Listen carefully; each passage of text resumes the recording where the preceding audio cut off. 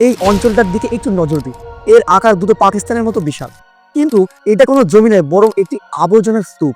হ্যাঁ, দুটি পাকিস্তান অর্থাৎ তিনটি রাজস্থানের মতো বিশাল আবর্জনার স্তূপ প্রশান্ত মহাসাগরের মাঝখানে রয়েছে। কিন্তু এর হালকা পাতলা বাইরের অঞ্চলটিকে যদি ধরা হয়, তাহলে এটি ভারতের চেয়ে বড় আবর্জনার স্তূপ হয়ে যাবে। পৃথিবীতে কমপক্ষে এরকম 5টি বড় আবর্জনার স্তূপ আছে।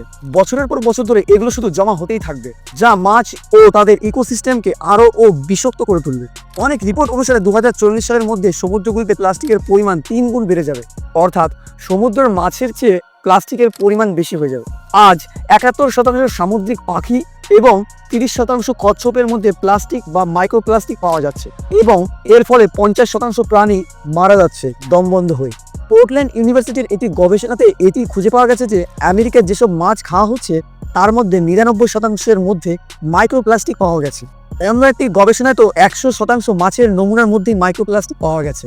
আপনি বিশ্বাস করতে পারবেন না, ইউনিভার্সিটি অফ নিউ মেক্সিকোর একটি গবেষণায় যখন 51টি মানুষের মাথাকে নিয়ে পরীক্ষা করা হচ্ছিল, তখন জানা গেল যে প্রতিটি মস্তিষ্কের নমুনায় একটি ক্রেডিট কার্ড বা এটিএম কার্ডের মতো প্লাস্টিক রয়েছে।